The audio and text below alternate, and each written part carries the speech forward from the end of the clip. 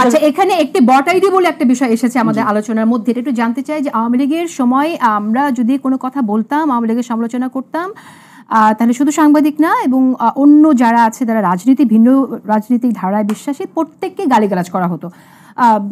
আওয়ামী লীগের একটা গালি ছিল জামাত, শিবির এবং রাজাকারটা তাদের ছিল, হেফাজতে, এইসব গালিগালাজ করা হতো এবং সেগুলো ওই বট আইডি বলে আমরা যেটা বলি আর কি, একই আইডি থেকে অনেকগুলো কমেন্ট করা। একই জিনিস আমরা এখন দেখছি যে আইডিগুলো থেকে করা হচ্ছে, তারা যেন জামাতের, শিবিরের যে বয়ান সেটাকে তারা হাজির করানোর জন্য এ ধরনের গালিগালাজ করছে। এটা কেন হচ্ছে? এই প্র্যাকটিসটা আপনাদের মধ্যে কি করে আসলো? আপনারা কি আওয়ামী লীগ থেকে এটা শিখেছেন নাকি? আপনি দেখেন ভোট আইডি আমি কাকে বলবো? আমার ক্যাম্পাসে রিফাত বসে সাক্ষ্য দিবে, ডিপার্টমেন্ট অফ বাকশাল, হ্যাঁ, একটা পেজ আছে আর কি। তো এরকম আরো 4-5টা পেজ আছে। এটা কারা চালায়? আপনি মানে 20-50টা পোস্ট করলে এটা আসলে মানে কারা চালায়? রিফাত বসে সাক্ষ্য দিবে কারা চালায়, জিও ইনসাইডার্স কারা চালায়। শিবিরের এই গুপ্ত রাজনীতি আসলে কখনো শেষ হবে না। তোমার প্রত্যেকটা কথা যদি শিবিরের সাথে মিলে যায় তাহলে কিন্তু সমস্যাজনক। এটা মানুষ কিন্তু বিষয়গুলো নিয়ে সন্দেহ করে। আমার শিবিরের সাথে মিলে না। আমি শিবিরকে ওপেনলি বলতেছি যে আপনারা এখানের ভিতরে আপনাদেরকে যা বলা হচ্ছে যে আপনাদের গুপ্ত রাজনীতি করেন, আপনারা পূর্ণাঙ্গ কমিটি প্রকাশ করেন। আমরা অনেক জায়গায় দেখতে পাচ্ছি যে আপনাদের পক্ষে কথা বলে কিন্তু তারা কমিটিতে নাই। সেই সংগঠন তারা কি শুধুমাত্র আপনাদের ভালো কথা বলে? বট আইডি নিয়ে জানতে চাইছিলাম, এটা আসলে কারা চালায় আপনি বলেন, এবং কেন? এই দেখুন, এজেন্ডা বাস্তবায়নের জন্য এটা স্পষ্ট যে যাদের কাছে, যাদের রাজনৈতিক দল অনেক বড়, যাদের ছাত্র সংগঠন অনেক বড়, এই যে আপনারা গালি দিয়ে ব্যাশিং করে, একজন মানুষ কথা বলে অথচ ওরা সমালোচনা করে তাকে গালি দিয়ে ব্যাশিং করে, এই প্র্যাকটিসটা তো আওয়ামী লীগের ছিল। এটা কেন শিবিরের মধ্যে আসবে? বলতেছো যে ডিপার্টমেন্ট অফ বাকশালের কথা, আমি আপনাকে প্রশ্ন করেছি যে শিবিরকে, আপনি জামাত শিবিরকে কোনো প্রশ্ন করতে পারবেন না, এটা সবাই বলে যে আপনি করলে পরে আপনাকে ব্যাশিং করা হবে, নানান বট আইডি থেকে মন্তব্য করা হবে।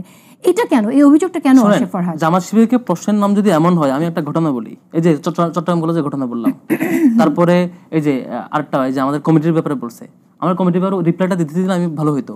আপনি যখন আমার রিপ্লাইটা শুনতে চাবেন না, আমার রিপ্লাই জানবেন না, যেমন আমার কথাটাই বলি, আমি বারবার জবাব দিয়েছি, আপনি যখন বারবার আনবেন, মানে বারবার মিথ্যা লিগেশন দিবেন, আমার জবাবটা কখনো আপনি শুনবেন না, তখন নিশ্চয়ই এটা বিরোধিতা করলে আপনি সেটাকে বলতে পারবেন না।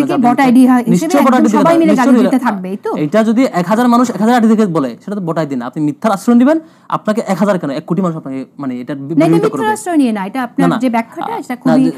যিনি মিথ্যা আশ্রয় নেবেন। আমি বট আইডির কমেন্টের ধরনগুলো বলি।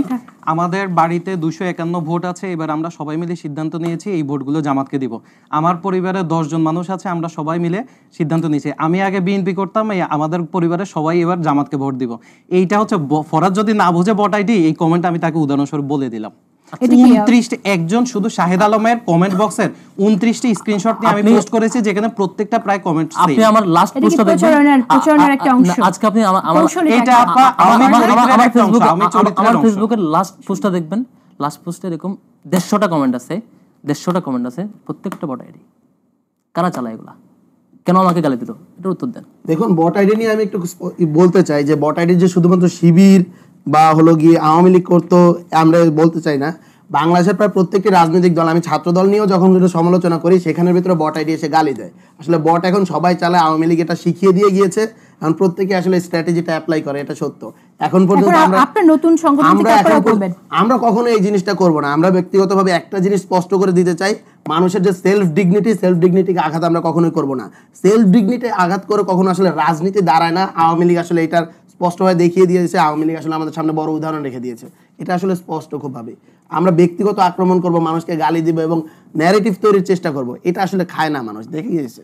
না, এটা খুবই নিন্দাজনক এবং এটা নিশ্চয়ই আমরা চাই না যে আওয়ামী লীগ যা করে গেছে সেই পথে আপনারা হাঁটেন, এটা দেখতে চাই না।